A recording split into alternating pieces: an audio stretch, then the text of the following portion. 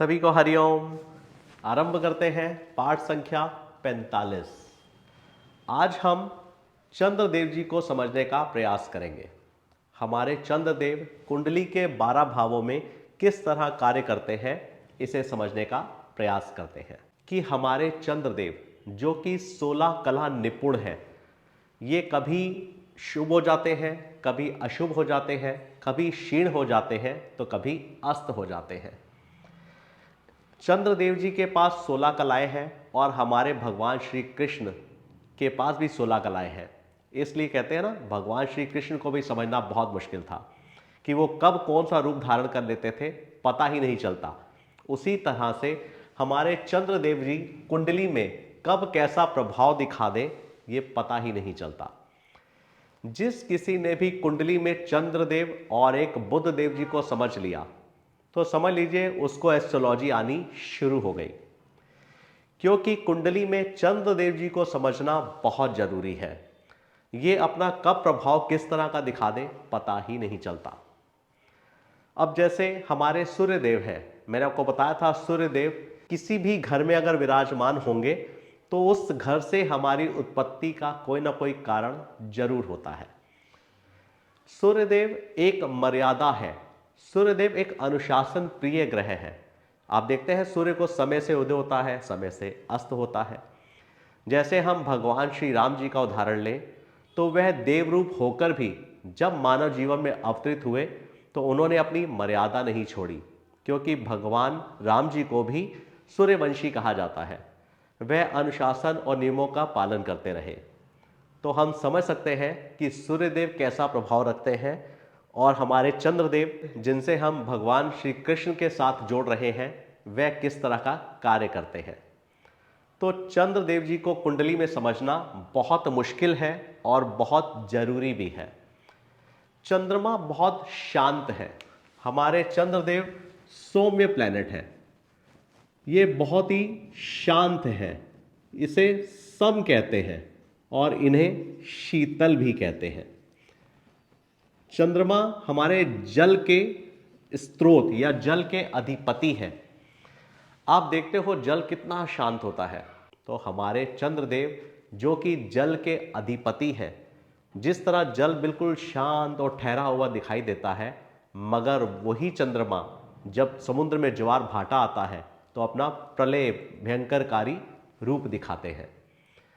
तो चंद्रमा एक ऐसा ग्रह है, वह आपसे ही आपकी मृत्यु करवा सकता है। क्योंकि चंद्रमा हमारे मन पे इतना प्रभाव रखता है, हम उससे अपने आप को रिलेट करते हुए अच्छा और बुरा करते समय कुछ सोचते ही नहीं है। तो इसलिए चंद्रमा को समझना बहुत ज़्यादा जरूरी है। कहते हैं अब चंद्रमा हमारी माता है। चंद्रमा मन सो जाता, चंद्रमा मन का कारक है। और सबसे गतिशील अगर कोई ग्रह है तो वह हमारे चंद्रदेव जी हैं। चंद्रमा जो हमारा मन है, आप देखते हैं हम मन की गति से कहीं भी पहुंच जाते हैं। जो काम हम नहीं कर पाते वह हम मन से कर लेते हैं। कई ऐसे लाइफ में आपके काम होंगे जिनको आप करना नहीं चाहते या कर नहीं पाते हैं, मगर आप उनको अपने मन से कर लेते हैं। तो इसलिए चंद्रमा को आज समझने का प्रयास करेंगे। अगर हम इन ग्रहों को राजनीति से जोड़ें तो आप सूर्यदेव सेंट्रल गवर्नमेंट को आप कह सकते हैं, जैसे हमारे मोदी जी हैं, और चंद्रदेव जिन्हें हम स्टेट गवर्नमेंट कहते हैं, जैसे हमारे उत्तर प्रदेश में योगी जी हैं। मगर साथ साथ इसको गृह मंत्रालय से भी जोड़ा जाता है। अगर हमारे मोदी जी प्रधानमंत्री हैं तो हमारा गृह मंत्रालय जिनके पास होगा उन्हें हम चंद्रदेव से रिलेट कर सकते हैं। तो हमारी सेंट्रल गवर्नमेंट सूर्य है और हमारी स्टेट गवर्नमेंट चंद्रदेव है। अब अगर आप अपने घर पर ही इस उदाहरण को ले लीजिए तो आपके घर में जो आपके पिता हैं, जो घर के हेड हैं या मुखिया हैं, उन्हें हम सूर्य से रिलेट करते हैं। चंद्रदेव जबकि वह पुरुष ग्रह है, मगर उन्हें स्त्री की संज्ञा दी गई है, इसलिए उनको हम माता से जोड़ते हैं। अब अगर काल पुरुष की पत्रिका में देखें तो 4 नंबर घर चंद्रमा जिसके स्वामी होते हैं, 4 नंबर घर से हम माता की बात करते हैं। 4 नंबर घर से हम हर प्रकार के सुख की बात करते हैं। मैंने आपको बताया है कि माता ही निर्माता है। अगर किसी बालक का जन्म होता है तो उसका सर्वप्रथम गुरु या उसका सबसे पहला निर्माण उसकी मां ही करती है। इसलिए चंद्रदेव जी को माता के साथ जोड़ा गया है। हमारे चंद्रदेव जी जिनकी 27 रानियां हैं, जिन्हें हम 27 नक्षत्र कहते हैं, जिनमें उनका सबसे प्रिय नक्षत्र रोहिणी है। हमारी कुंडली में चंद्रदेव जी जहां पर भी विराजमान होते हैं, हमारा संपूर्ण जीवन उस घर के आसपास ही रहता है। हमारा मन उन चीजों में, उन वस्तुओं में, उन घर से संबंधित कार्य तत्वों में ज्यादा लगता है, क्योंकि चंद्रमा मन का कारक। इसीलिए हम कहते हैं कि चंद्रमा मन सो जाता।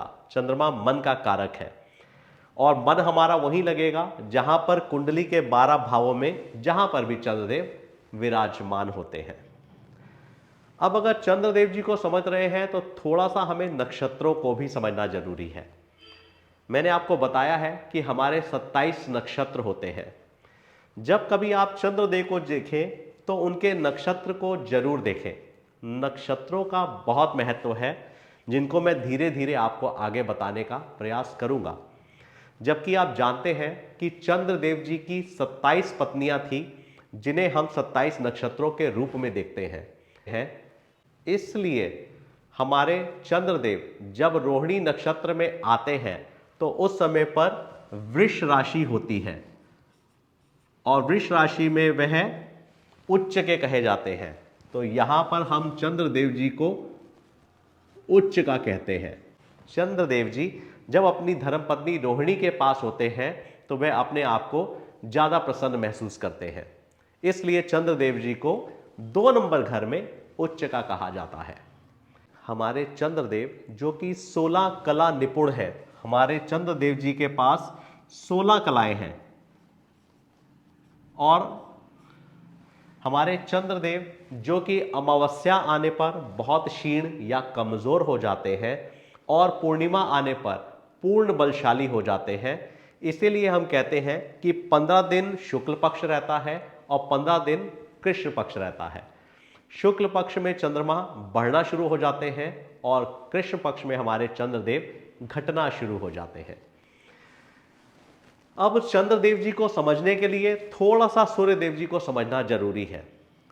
अब हमारी कुंडली में अगर मान लीजिए सूर्य देव जी हमारे लग्न में विराजमान है और ये 0 डिग्री के हैं, मैंने इनको 0 डिग्री का लिखा है, और हमारे चंद्रदेव जी मान लीजिए तीसरे घर में 12 डिग्री के हैं, तो हमारे चंद्रदेव सूर्य से 72 डिग्री आगे या फिर सूर्य से 72 डिग्री पीछे होने पर अशुभ के हो जाते हैं। अब अगर मान लीजिए 0 डिग्री के हैं तो हमारा एक ग्रह 30 डिग्री चलने पर दूसरे घर में प्रवेश कर जाता है। तो 30 डिग्री आगे और 30 डिग्री पीछे, ये 30 डिग्री, फिर ये 30 डिग्री 60 डिग्री हो जाएगा।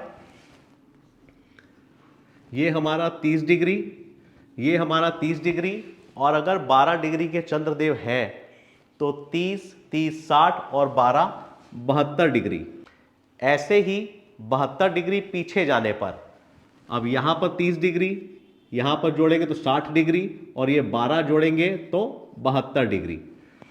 तो हमारे चंद्रदेव सूर्य से 72 डिग्री आगे होने पर और सूर्य से 72 डिग्री पीछे होने पर अशुभ कहे जाते हैं।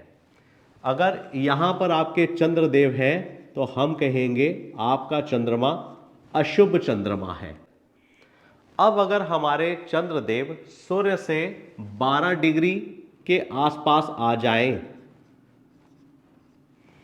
अगर हमारे चंद्रदेव सूर्य के साथ 12 डिग्री के आसपास आ जाएं तो हम कहते हैं कि चंद्रदेव अस्त हो गए हैं।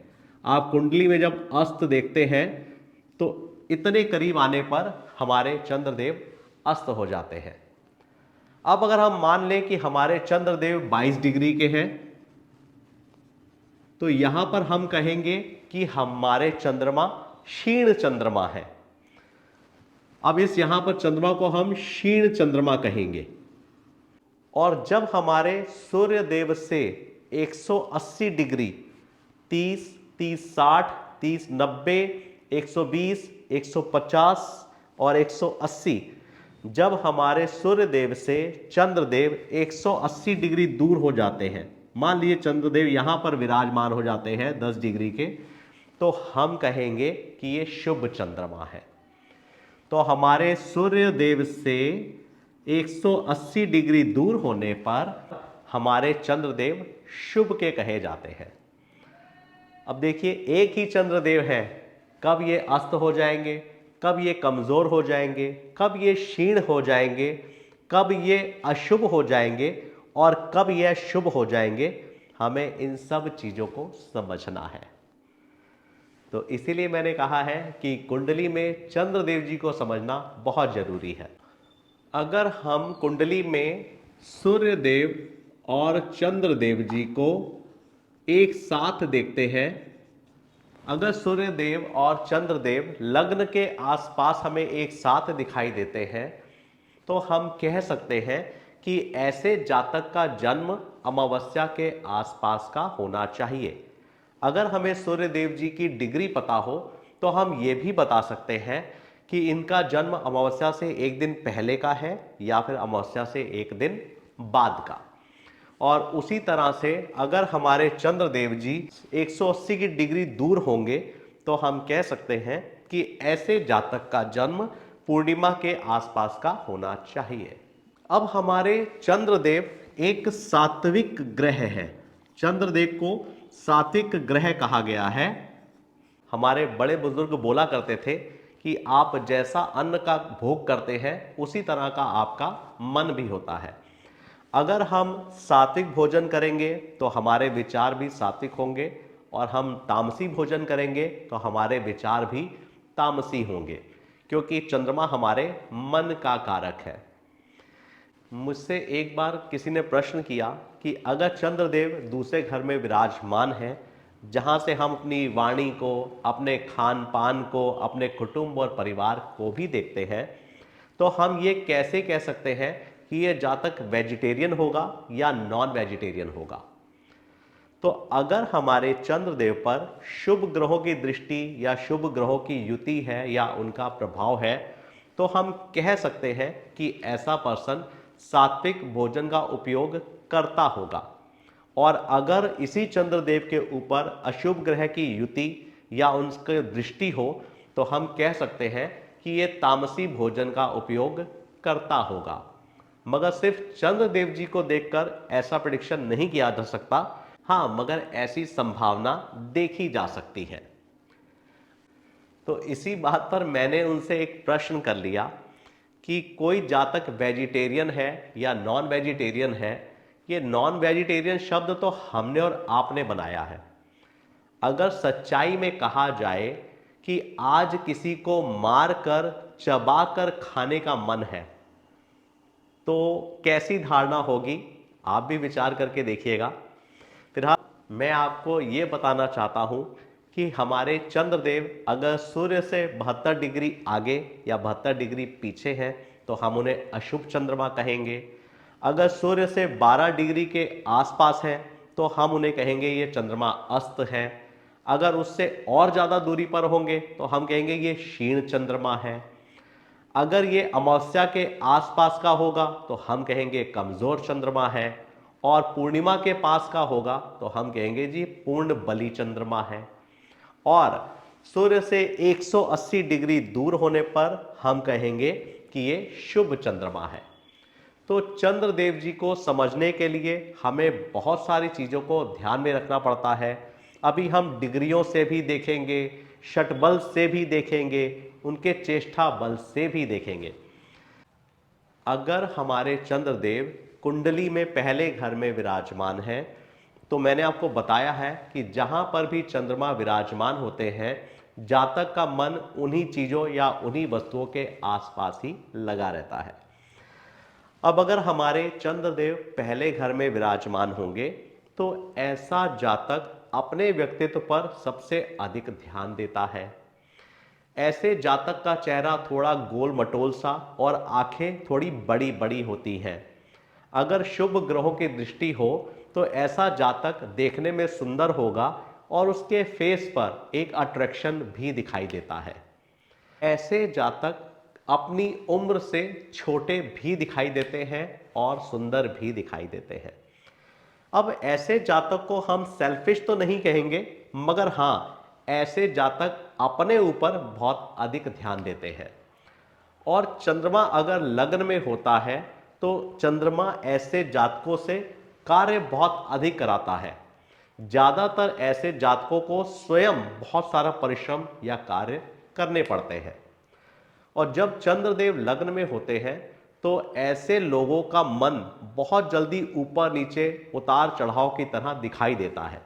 जैसे समुद्र की लहरें होती हैं जो ऊपर नीचे होती हैं, उसी तरह से ऐसे पर्सन्स का मन भी 10 मिनट में अच्छा और 10 मिनट में बुरा भी हो जाता है। तो ऐसी चीजें भी देखने को आती है।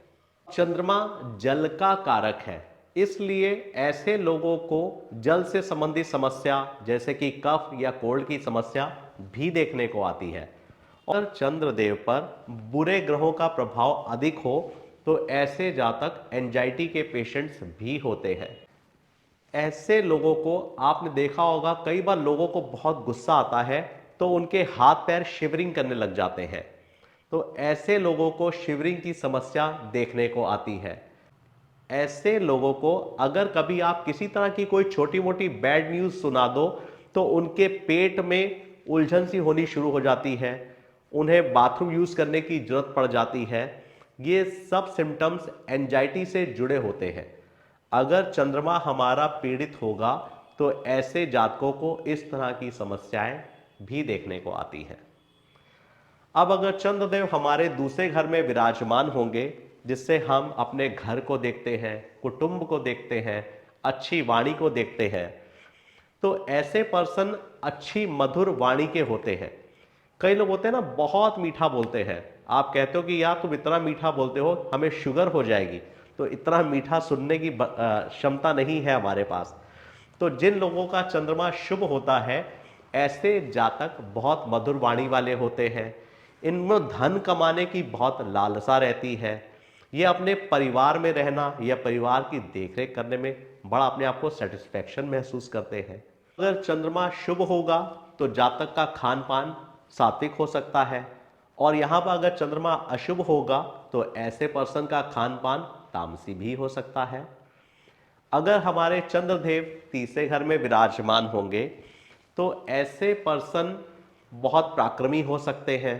तो ऐसे पर्सन्स क्रिएटिविटी में बहुत आगे देखने को मिलते हैं। ऐसे पर्सन्स स्पोर्ट्स में, सिंगिंग में, डांसिंग में, पोइट्री में, लेखन में, ऐसी चीज़ों में इनका इंटरेस्ट होता है और यह उसमें कोई ना कोई महारत हासिल करने का प्रयास करते हैं। ऐसे पर्सन्स की मदर बहुत प्रभावशाली व्यक्तित्व की होती है, या फिर अगर इनके घर में जेंट्स भी होते हैं तो भी इनकी मदर का प्रभाव बहुत अच्छा होता है, या इनके घर में मदर की ज़्यादा चलती है, ऐसा भी देखा जाता है। और 3 नंबर घर में चंद्रमा होने से ऐसे जातकों को 50% उम्मीद रहती है कि इन्हें एक कन्या रत्न की प्राप्ति या एक बहन इनकी जरूर होती है। अब हमारे चंद्रदेव जब 4 नंबर घर में विराजमान होते हैं तो इन्हें काल पुरुष की पत्रिका के अनुसार चौथे घर का स्वामी भी कहा जाता है। ऐसे पर्सन मम्मा बॉय होते हैं या फिर इनका मदर के साथ बड़ा अटैचमेंट होता है। ऐसे लोगों को एक फियर सा, एक मन में डर सा रहता है, जो भी इनके पास सुख संसाधन या चीजें इनको प्राप्त होती हैं उनमें कमी ना आ जाए, इस तरह के डर की एक भावना इनके मन में सदा विराजमान रहती है। हमारे चंद्रदेव 5वें घर में विराजमान है। ज्यादातर ऐसे पर्सन जिस शिक्षा को ग्रहण करते हैं उससे विपरीत ही किसी कार्य को करते हुए दिखाई देते हैं, और ऐसे लोगों के प्रेम संबंध, प्रेम प्रसंग भी देखने को मिलते हैं। क्योंकि चंद्रमा एक चंचल ग्रह है, इसमें चंचलता बहुत होती है, जिस वजह से इनका मन बहुत जल्दी परिवर्तन लेता रहता है और ये अपने डिसीजंस नहीं ले पाते हैं, जल्दी एक बदलाव देखने को मिलता है। अगर किसी फीमेल के होरोस्कोप में 5th हाउस में चंद्रमा विराजमान हो तो ऐसी फीमेल्स को संतान प्राप्ति के समय मेडिकल ट्रीटमेंट की आवश्यकता पड़ती है, ऐसा भी मैंने बहुत पत्रिकाओं में देखा है। 5वां घर हमारे पूर्वार्जित कर्मों का घर भी होता है। अगर पूर्वार्जित कर्मों के स्थान पर एक शुभ ग्रह होता है तो हम ऐसा भी कहते हैं कि ऐसे जातक के पूर्वार्जित कर्म बहुत अच्छे होते हैं। इस तरह से हम चंद्रमा किस किस घर में कैसा प्रभाव रखता है, मैं आपको ये जानकारी देने का प्रयास कर रहा हूं। मगर अगर हमारा चंद्रमा शुभ होगा, शुभ ग्रहों से दृष्ट होगा, त्रिकोण के स्वामियों के साथ होगा, या अपने उच्च स्थान में होगा, या अपनी स्वराशि में होगा, तो हमारा चंद्रमा हमें शुभ रिजल्ट देगा।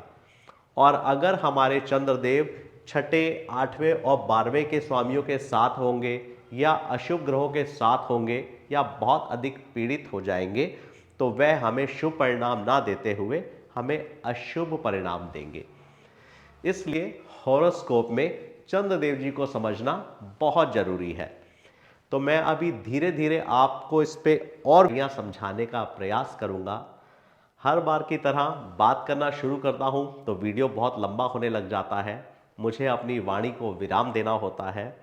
इसलिए अगले पार्ट में आपको और अच्छी जानकारियां देने का प्रयास करूंगा। भगवान शिव शंभू जी की कृपा आप पर सदा और सदैव बनी रहे। सभी को हरिओम।